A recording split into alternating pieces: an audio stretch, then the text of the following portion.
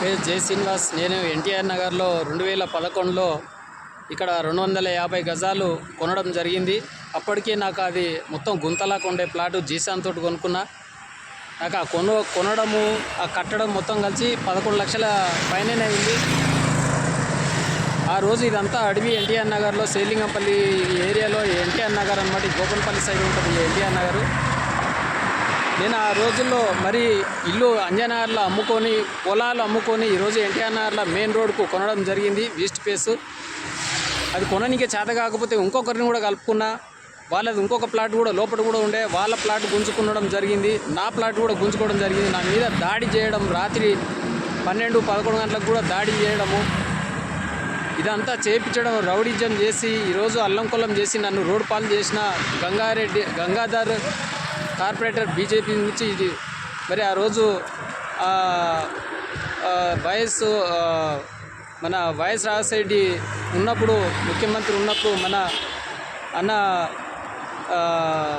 కాంగ్రెస్ పాలనలో ఆ రోజు మన బిచ్చపద్దన్న దగ్గర కూడా వెళ్ళాను. నాకు న్యాయం చేయమని. ఈరోజు నన్ను రోడ్డు పాలు చేశారన్న గంగాధరు అని అంటే, ఆ రోజు నీకేం కాదు పో, బస్తీలో ప్రతి ఒక్కరు కరెంట్ మీటరు ఉండి ఇల్లు కట్టుకొని ఉన్నోళ్ళకి అదే వాళ్ళదే. ఆ రోజు అక్కడ అంతా లేఅవుట్ కూడా కరెక్ట్ లేదు, అక్కడ లేఅవుట్ కూడా అంతా కింద మీద చేశారు అని ఆ రోజు నాకు న్యాయంగానే మాట్లాడిండు బిచ్చపద్దన్న కూడా. మరి ఆ రోజు తినడానికి కూడా తిండి లేదు. ఒక బైక్ ఉండే గంగాధర్ రెడ్డికి. మరి ఈరోజు బీజేపీ నుంచి గచ్చిబౌలి కార్పొరేటర్ అయ్యాడు. మరి ఆ రోజుల్లో ఏం లేకుండా ఈరోజు ₹1,00,00,000 కార్లలో తిరుగుతున్నాడు. పెద్ద పెద్ద బిల్డింగ్లు ఎక్కడి నుంచి వచ్చినాయి, ఏ విధంగా కట్టిండు? ఆ రోజు ఏం లేకుండా ఈరోజు ఇన్ని గానం ఎక్కడి నుంచి వచ్చినాయి? నన్ను అయితే రోడ్డు పాలు చేసిండు. నన్ను వాళ్ళ అనుచరులు రౌడీలతోటి భయపెట్టించి రాత్రి 12-11 గంటలకు కూడా నా మీదకి దోలిచ్చి, నేను ఎవరికైనా చెప్పుకుంటే నా పాత్ర ఏం లేదు, నేను ఏదో పెద్ద మనిషిగా వస్తున్నానని మళ్ళీ మధ్యలో పెద్ద మనుషులకు చెప్పడం జరిగింది. నా మీదనే దౌర్జన్యం చేసి నన్ను కాల్ చేయించి, నన్ను పోలీస్ కంప్లైంట్ ఇస్తే కూడా పోలీసు వాళ్ళు కూడా నా మీద దాడి చేయడం, నాతో పాటు కొనుక్కున్న వాళ్ళ మీద కూడా దాడి చేయడం, వాళ్ళ మీద నా మీద ఒక 5 మంది మీద కేసు వేయడం, జైలుకి పంపడానికి కూడా ట్రై చేయడం. మేము పోలీస్ కంప్లైంట్ చేయకపోతే పోలీసు వాళ్ళు మా మీదనే ఉల్టా భయపెట్టి చేయడం. ఎందుకంటే ప్రభుత్వం ఆ రోజు కాంగ్రెస్ ప్రభుత్వంలో ఈయన ఒక కార్యకర్తలకు అట్లా తిరిగాడు. ఆ రోజుల్లో తిరిగి ఇదంతా మెయిన్ లీడర్లకు, ఎమ్మెల్యేలకు కూడా తెలియదు ఈయన చేసే కథలన్నీ. లోపల భూదందాలు చేసుకుంటూ గరీబులను రోడ్డు పాలు చేసుకుంటూ ఈ విధంగా మమ్మల్ని రోడ్డు పాలు చేసిండు. ఆ రోజు మరి కాంగ్రెస్ కాంగ్రెస్ వాళ్ళని కూడా చెడ్డ పేరు తేవడం, బిచ్చపద్దన్న కూడా నాకు న్యాయం చేయడం జరిగింది. ఆ రోజుల్లో వీళ్ళు గరీబోలు వీళ్ళ దగ్గరికి పోవద్దని కూడా ఆయన ఆ రోజు మనకు మంచి సపోర్ట్ ఇవ్వడం జరిగింది. కానీ ఈయన మాత్రం ఒక కార్యకర్త కూడా కాదు, ఒక లీడర్ కాదు, మామూలుగా ప్లాట్ల దందాలు చేయడానికి వచ్చి ఆ రోజు చిన్నగా ఏదో వాళ్ళ వెంబడి తిరిగి వాళ్ళకి తెలియకుండానే ఈ భూ అక్రమాలు, ఈ దందాలు చేసి మమ్మల్ని రోడ్డు పాలు చేసి వాళ్ళందరికీ కూడా తెలియదు. అందుకోసం నేను ఈరోజు ముఖ్యమంత్రికి రేవంత్ రెడ్డికి కూడా కోరుకుంటున్నాను, నా ప్లాట్ నాకు ఇప్పించండి. ప్రతి పార్టీ వాళ్ళకు కూడా నేను కోరుకుంటున్నాను. ఎందుకంటే ఈరోజు నేను రోడ్డు పాలయ్యాను. ఎందుకంటే ఈరోజు ఎక్కడ కిరాయికి కూడా ఉండలేని పరిస్థితుల్లో నేను చాలా ఘోరంగా ఈరోజు రోడ్డు పాలయ్యి చాలా బాధపడుతున్నా.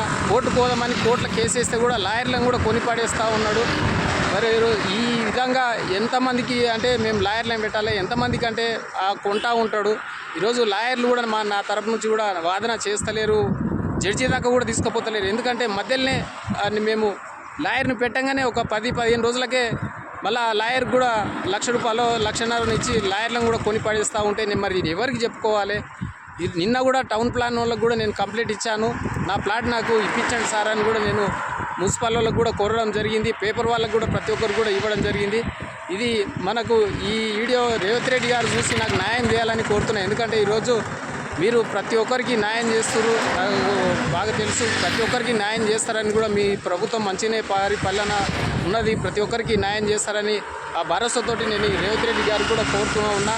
ఎందుకంటే నాకు రేవంత్ రెడ్డి తెలుసు, వాళ్ళు తెలుసు అని కూడా గంగాధరు ఈరోజు భయపెట్టేయడం జరిగింది. నేను కట్టిన దానికన్నా నా డబ్బులన్నా వాపసు ఇవ్వండి, నాకు 18 లక్షలు అయింది, మేము ఇద్దరం కలిసి కొన్నాం, వాళ్ళకు కూడా ఆడపిల్లలు ఉన్నారని కూడా నేను ఎన్నోసార్లు అడిగితే కూడా అది నాకు తెలియదు, అది ఎవరో తెలియని వాళ్ళు, నాకు తెలియని వాళ్ళే వాళ్ళు ఎవరో కొన్నారు, నేను ఏదో పెద్ద మంచిగా వస్తున్నా అని మళ్ళీ చెప్తూ ఉంటాడు.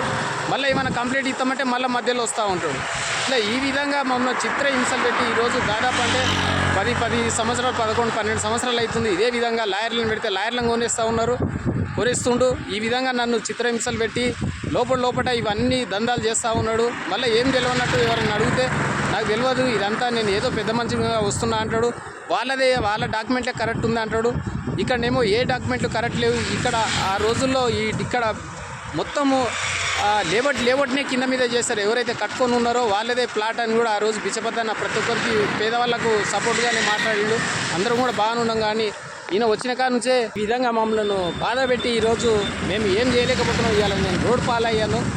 నాకు ప్రతి ఒక్కరు న్యాయం చేయాలని, నా ప్లాట్ నాకు ఇప్పించాలని. ఇప్పుడు కూడా ప్లాట్ కూడా తీసాను. ఇప్పుడు నేను ఇక్కడనే ఎన్టీఆర్లో ఉన్నా.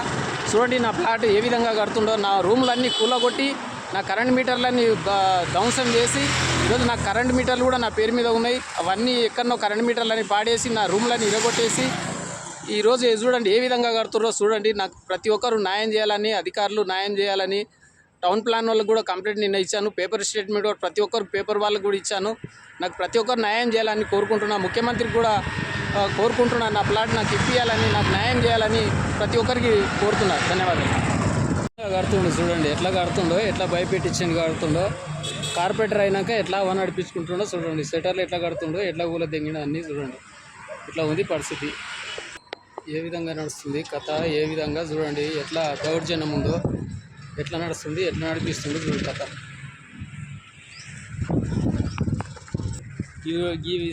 ఈ విధంగా దౌర్జన్యం చేసి ఈ విధంగా కడుతుర్రు. హవా నడిపించుకుంటున్నా. కార్పొరేటర్ అయ్యి, బీజేపీ కార్పొరేటర్ అయ్యి ఇక చూడండి ఏ విధంగా నడిపించుకుంటున్నాడు. కథ ఎట్లా ఉందో చూడండి. ఇక ఏమనంటే బుద్ధిమంతుని లేక మాట్లాడతాడు. మంది అందరినీ రోడ్డు పాలు చేసిండు. బాగా చెప్తాగా కడుతుండు చూడు. ఇట్లా ఉంది కథ. ఈ విధంగా నడుస్తుంది. ఏం చెప్పాలి, నడిపించుకుంటున్నాడు హవా గాలి. నడిచింది దౌర్జన్యాలంటే ఇలా ఉన్నాయి.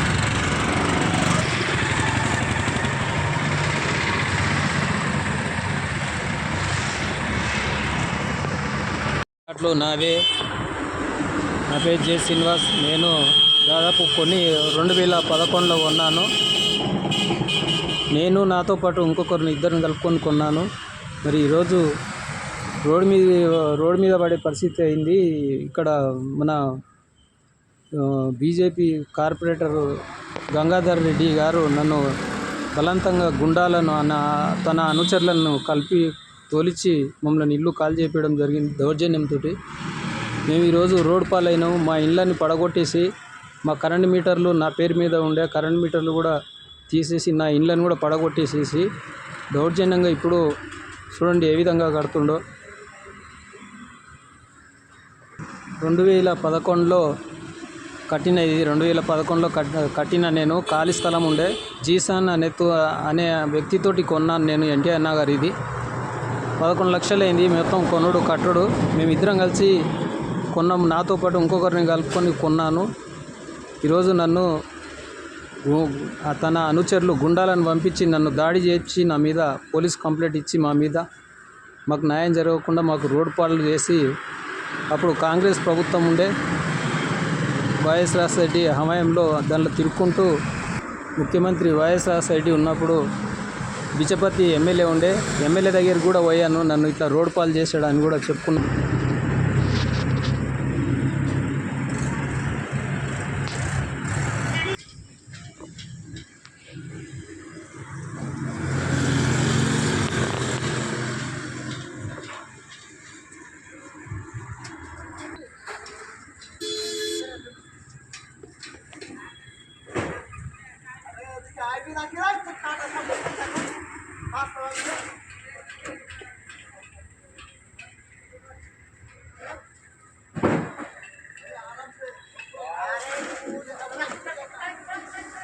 ఈ విధంగా అన్యాయం జరిగింది మాకు.